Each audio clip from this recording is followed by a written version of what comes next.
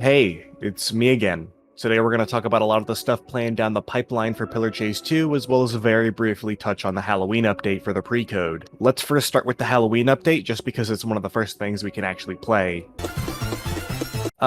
It's okay, I guess. New cosmetics are really simple and cute, and A01, honestly don't have that much to say. Partially because no one is playing him, partially because he's not exactly the most stable monster I've seen. I've seen a lot of people just falling through the floor. And we're still in the pre-code era PC2 where people have some pretty strong upgrades. I've also played against more Fogborns than I ever have in my life trying to make a dedicated A01 pre-code video, so I'm just not going to, because Fogborn is very lame and I'm just not having as much fun as I would like. For the A01 fans, he'll likely get his own video down the line once the Recode actually drops, because trust me, I do like the guy. It's just now I don't think is the best time for me to make something about him. Conceptually, of course, I think he's a very worthwhile addition to the game, and I'm glad he's here. Okay, with that out of the way, Recode, starting with the release date, the biggest one. The release date for the Recode is within roughly 6 months.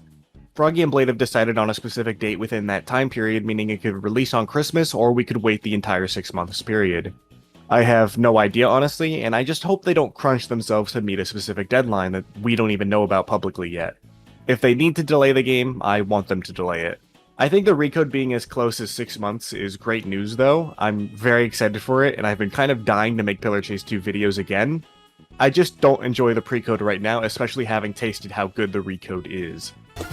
Monsters! Let's talk about monsters. As mentioned, A01 will get his own video once the Recode releases at some point. I think the whip is conceptually really cool, I like the two forms he has, but I probably won't spend too much time figuring him out until the Recode, so yeah. Out-Oni is one of the playable monsters on the Recode right now, and it comes across as one of the most generalist monsters in the game now. It has Shapeshift for ambushing, a projectile that slows down and deals damage to a survivor, and a ground pound for cornered survivors or groups. It seems like a pretty strong monster. Playing against Out-Oni is largely going to be the same, I think. You're just going to have to watch out for long hauls or sightlines where it can easily shoot you with its projectile, and just avoid dead ends, which you do against every monster. It's just a slight extra layer of complexity when you're playing against Out-Oni. MX is still probably the most fun monster Pillar Chase 2 has ever seen. I was a little worried about the changes to his basic attack, but the slight stat adjustments elsewhere have made up for it. MX is a monster that really does feel like he's got a lot of power, but his endurance just isn't that great. Because his endurance isn't that great, he's extremely reliant on using his abilities to keep pace. If you don't use your abilities mid-chase as MX, you won't be able to keep up with survivors. You need to use them as often as possible, and you're going to have to get good at steering his charge to continue playing MX into the Recode. The grab is completely unnecessary, but I think it's funny that it's there. Anyways, I think MX is an absolute blast to play, and he's pretty scary to play against. I also really like a lot of his new voice lines.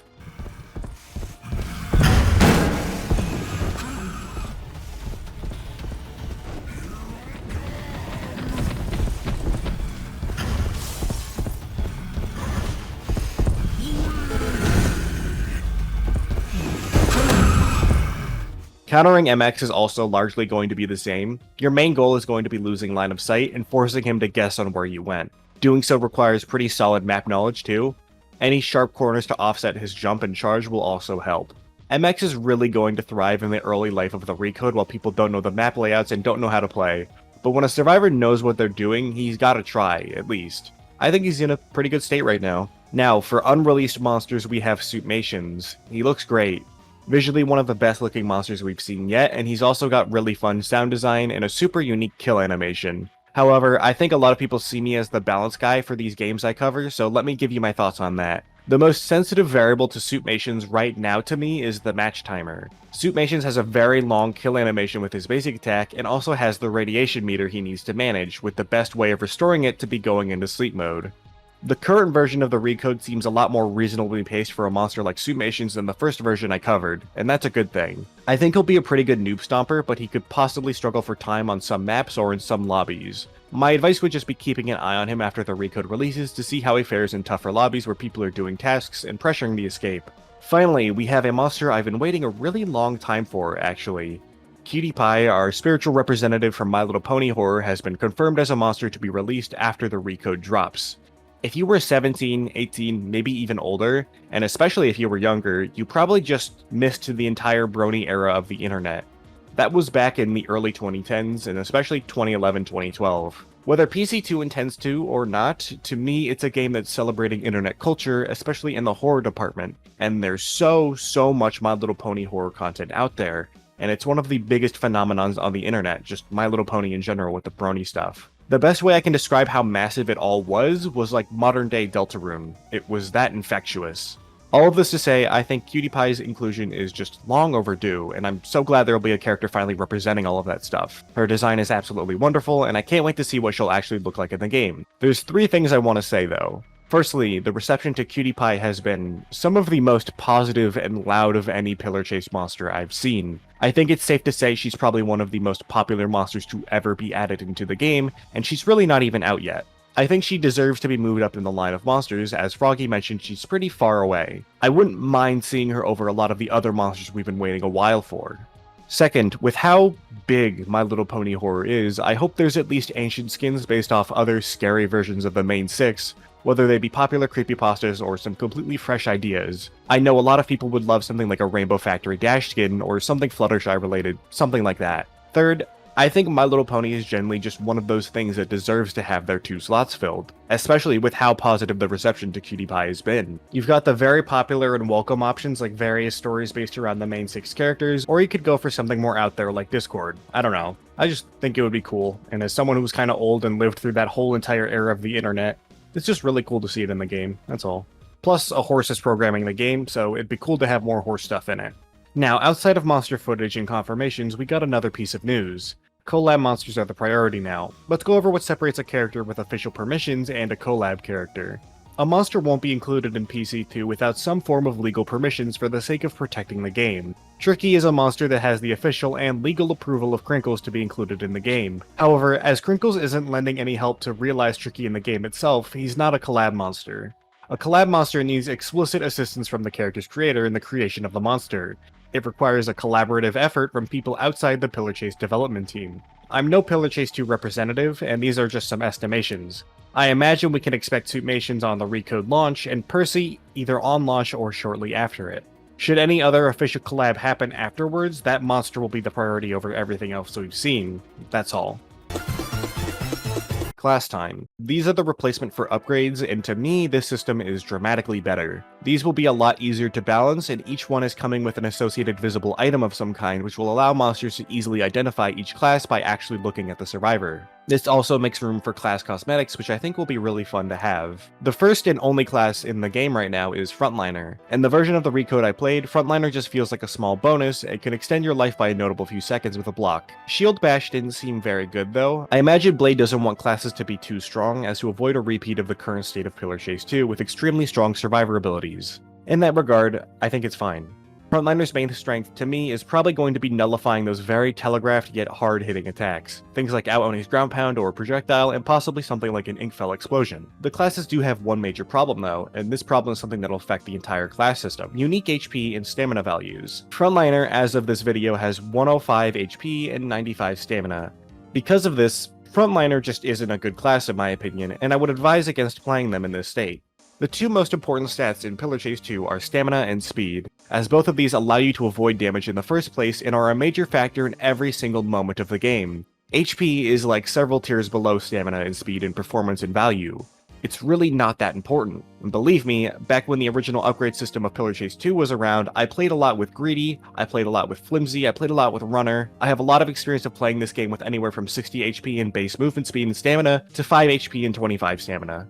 With all these different builds where I'm noticeably squishier, I still won the overwhelming majority of my matches, and I didn't have anything like Energy Burst to help me either. HP is primarily a cushion stat that allows you to make mistakes and allows you to take chip damage. 5 extra HP barely helps you do either of those things, and only having 95 stamina ensures that you'll really only be taking more damage and dying more frequently. Let's take a look at Jeff. Jeff is a monster with 23 sprint speed, being identical to a survivor. He's got 90 stamina and deals 25 damage per hit. Because he's a monster, he also regenerates stamina slightly more efficiently than a survivor. Believe me, that 5 stamina will make a big difference against Jeff. Now, what if Jeff actually hits you? Well, you'd die in 4 hits and would never get bone broken in those 4 hits with only 100 HP. However, with 5 extra HP, you'd get it bone broken on the 5th hit. In this case, you're probably mostly out of stamina already and already in melee range of Jeff. All 5 extra HP does is make Jeff have to take 1 more second to kill you, with there really being no viable option you have to survive in that situation at that point due to how crippling Bone Break is. All of this to say, 5 HP is a really bad trade and comes across as more detrimental than useless against Jeff. Now, as for Jeff's sneak attack that does 70 damage, he still 2-taps you with it. If he hits you once then gets up with a speed boost, you can't get away nearly as easily thanks to your worse stamina, and he still kills you in 2 hits normally after that, with the first still bone breaking you. I hope you guys understand I can't take a microscope to every monster in this game and how they'd interact with frontliner stats, but my main point is that losing 5 stamina hurts a lot, and 5 stamina is significantly more valuable than 5 HP. 5 HP is basically nothing. There's 2 ways to make HP more valuable in this game. The first would be removing Bone Break from the game in its entirety. This is a 15% movement speed debuff if you're below 20% HP, meaning every time you find yourself getting bone broken, you're basically just dead in the next second anyways. That way, any extra thresholds you'd pass with 5 HP left would actually matter, as you wouldn't get a severe movement speed debuff. I don't really like this solution, though. The other solution is just make the HP increase large enough to avoid Bone Break thresholds in the first place. Because Bone Break works on a percentage, you need to give out at least 25 more HP at minimum to consistently get value out of an HP increase. 25 would help a lot in avoiding death thresholds at least, and would hopefully avoid a lot of Bone Break thresholds. If you're going to take away stamina from survivors in exchange for HP, with stamina being their actual ability to outlast monsters and escape, you need to give enough HP for them to properly get some kind of value out of it or leverage it. HP and stamina are 2 stats that serve entirely different purposes, and treating them like they can be equally exchanged is not a good thing. In the case of frontliners specifically, it doesn't help that all their abilities are tied to stamina. It requires stamina to block an attack, and it requires stamina to shield bash, not to mention how dangerous doing both of these things can be, especially shield bashing. You now have less stamina to utilize the main gimmicks of your class, all for an entirely useless HP increase. The description of these moves doesn't tell you how much stamina you regenerate. You could regenerate 30, you could regenerate 95, or you could regenerate 1. There's no way for me to look at this kit and tell you how good it actually is outside of the stats. And the stats, in my eyes, are not good. I really wish this game would start putting their specific values in these descriptions. My point is, base stamina and base speed should not really be messed with all that much when it comes to classes. I have a lot more to say on the matter, as I do think there's ways you can change them and make them work, but those rely a lot more on passive or situational abilities rather than fundamentally altering base stats 100% of the time. On screen, I probably have some HP and stamina values I think would be pretty fair for frontliner instead of 105 HP and 95 stamina. Outside of my brief analysis on base stats, I love classes. I just do have to make my concerns known, as that's the main thing I do in these videos. Here's hoping the classes are cool, and here's hoping they get cool cosmetics as well. I really hope they also bring back survivor item cosmetics. I think it'd be really cute if some of the classes were clearly based on things that are already represented through monsters. For example, if Springtrap does come back, having some kind of Night Guard class would be neat. In PCX and EXE's case, maybe you could have a Tails or Eggman inspired class. With Frontliner being in the game, I think it'd be neat to have some other fantasy classes in there, like a Wizard, Rogue, Thief, that kind of stuff. I know it's kinda just a generic tank class, but you get what I mean. Maps are one of the most important elements of an asymmetrical game and heavily dictate the balancing of them.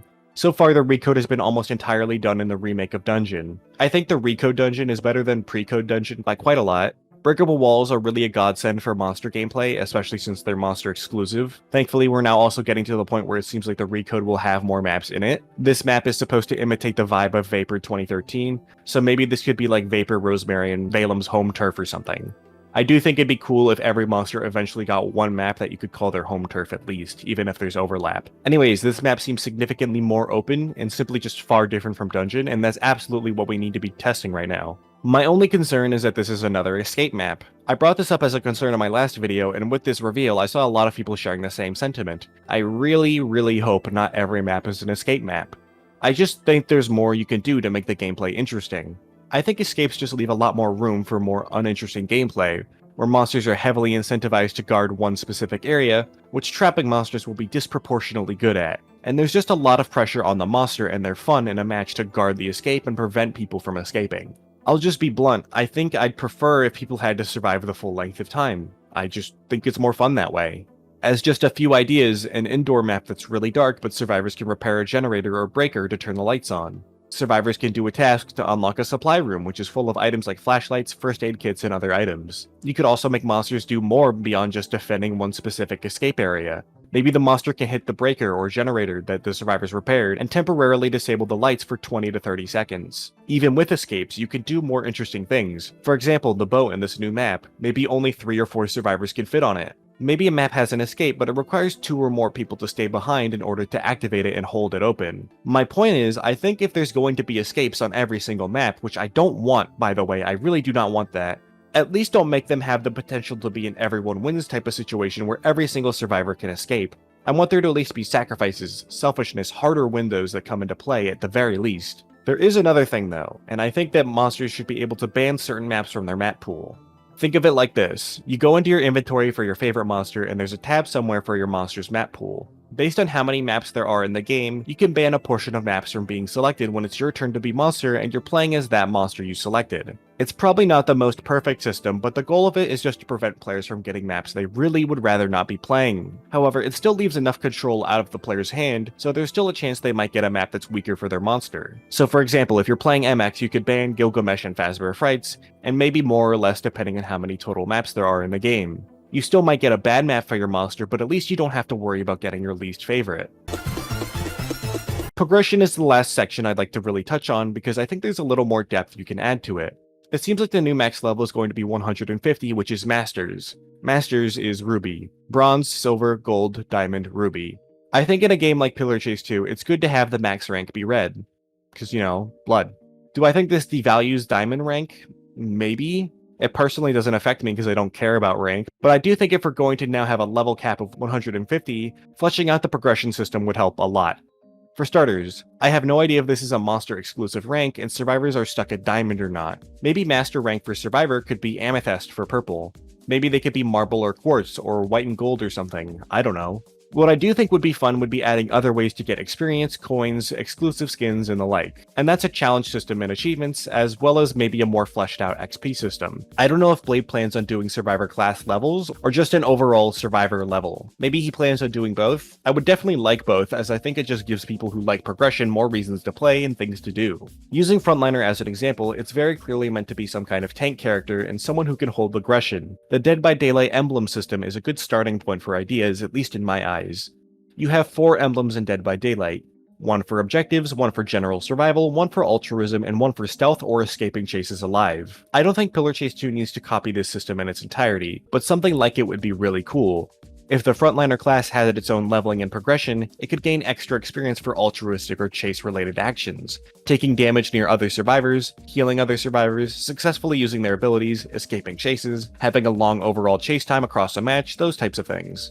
You could then also tie achievements or unlocks to challenges like these. As a frontliner, have 30 seconds of total chase time by the end of a round and survive, and you get extra experience or coins for doing that. Maybe there's a longer achievement line meant to be done over multiple matches where you have to successfully land Shield Bash and then escape a chase 100 times, and doing so unlocks a unique shield cosmetic and gives you a lot of coins or experience. I think it at least sounds fun, and encourages people to do things outside of their comfort zone. As for monsters, I think most of their achievements would probably be pretty long-term achievements like milestone stuff. You have basic kill thresholds like 100 kills, 200 kills, stuff like that. Then you maybe have successful ability usages, or maybe killing all survivors on a specific map. I mentioned this before, but assuming 13 survivors escape, 1 survivor doesn't, and then you kill that survivor, that somehow counts as a monster victory. I think you can keep these basic win or lose conditions, but I really do wish the game would care more about individual performances on both sides, especially the monster side. So instead of needing monster victories for an achievement, maybe you just need to get a gold or diamond rating at the end of a match, with lobby wiping being an entirely different beast. And believe me, doing something like this would help mitigate a lot of long-term player frustration as well.